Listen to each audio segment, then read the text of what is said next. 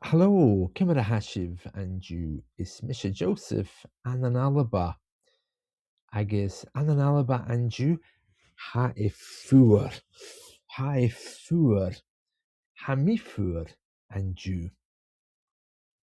Right, today we're going to look at a couple of websites. Now, first of all, the word for website, you can see it here, is Làrach-lìn. Làrach-lìn. The L is eclipsed by the I sound. It sounds almost like a Y. Lin.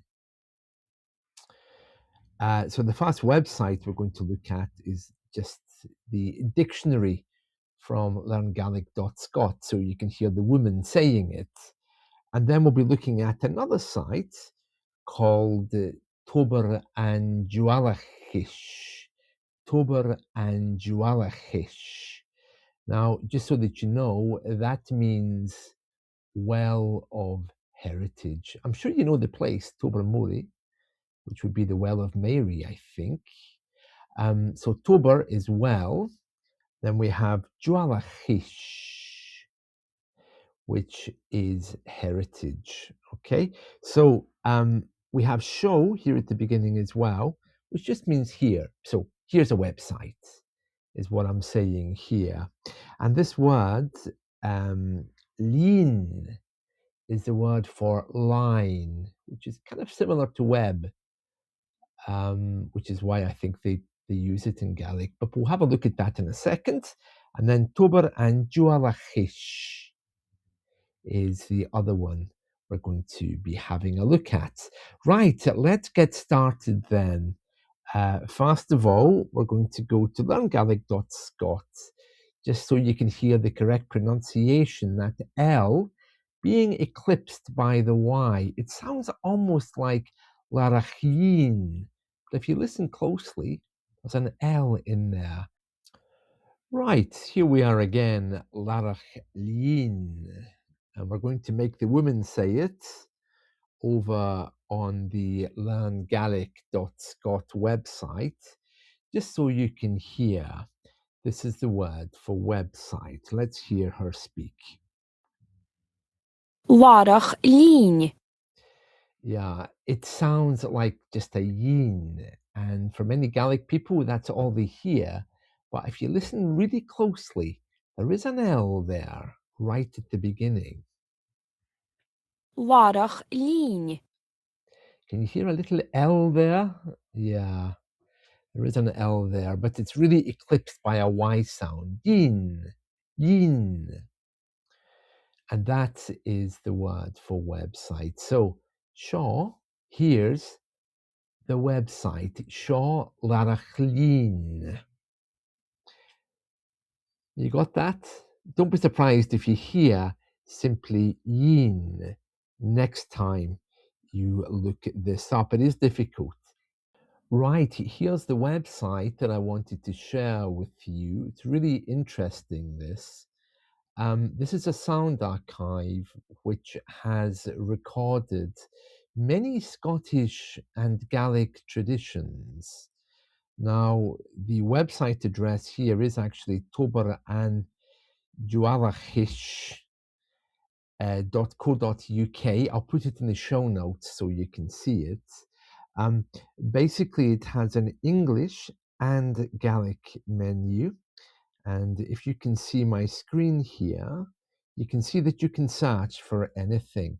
Now, this is a sound archive which I believe goes all the way back to the 1950s, recording earlier traditions. And this website, this part of it at least, is part of the school, the Scottish school, the School of Scottish Studies, I think it's called. I can't remember, but anyway, it's part of a larger archive. Let's just try to see what we can find. Let's see, fairies. Just as an example, you can see there's the first hit says April 1964. The second one, Amongst Travellers and Highlanders, 1977. And what happens is when you click into these, fairies frequent a well on the Shetland Islands. When you click into this, it's a little bit slow today. You'll see here, it takes you to a clip. So these are all archive recordings, and you can listen to people talking in English and Gaelic as well about stories that they knew or they heard regarding the particular thing. It doesn't have to be by topic. For example, you can choose to search by place. So if you know, for example, that your ancestors are from Islay, like mine are, here we are. You can see here, Islay Reaper's song. Ooh, it doesn't sound very cheerful, but it's actually a Gaelic love song. Links between Islay and Ireland, someone talking in 1974. Another song here, O Islay, Dear Islay. And again, you can click on View Track, or you can click on the title, and you can hear the interviews. I'm not going to play any of these because they're all under copyright. I'm sure I could probably play one for educational purposes, but you can go here and you can play them yourself. So this is a great Gaelic and English audio resource. Now, one of the interesting things about Gaelic folklore is the number of people who wandered around the Scottish countryside actually collecting these stories. I think it's a wonderful thing. And this is something which is very, very important for those of us who love history. And if we just go back to the main site here, it does actually tell us some things.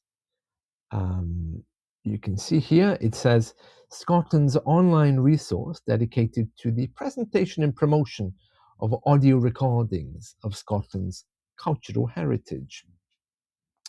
Yeah, this is what I was talking about earlier, the School of Scottish Studies. So there's other things in there as well. The Canna Collection, the BBC Radio na Gael, there's recordings in Gaelic, Scots, and English.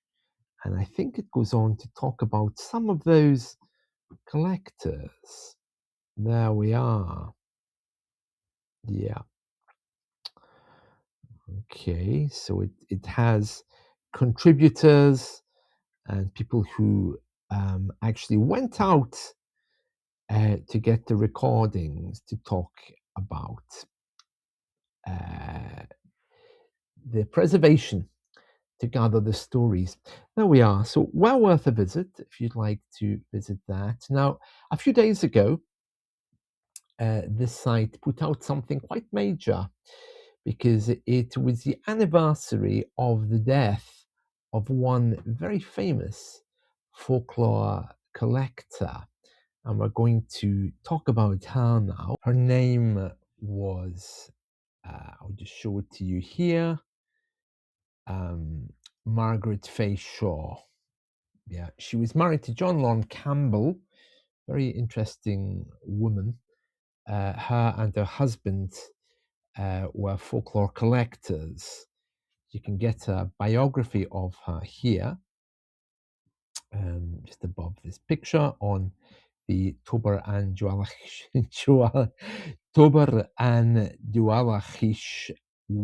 Facebook page. Ooh, try saying that all in one sentence. Tobar and Dualchais Facebook page. Ooh, right. Well, anyway, what I found very interesting about her and her husband is they were living in a major Presbyterian area of the UK, of course, Gaelic Scotland, and they both converted to Catholicism. I think it's something to do with the fact that they were very interested in ritual, myth, legend, belief systems. And after the Second Vatican Council, in the late 60s, early 70s, they became really disheartened because they loved the Latin Mass. So what they did was they joined this group which was preserving the Latin Mass, and they became very disgruntled with the new English Mass. So again, I think they were hanging on to some kind of older tradition, which makes sense if they were into that kind of thing. But yeah, well worth reading up about her and her husband, John Lawn Campbell. And that's it from me. I hope you've enjoyed this. So let's talk again. Chiri and Razda for now. See you next time.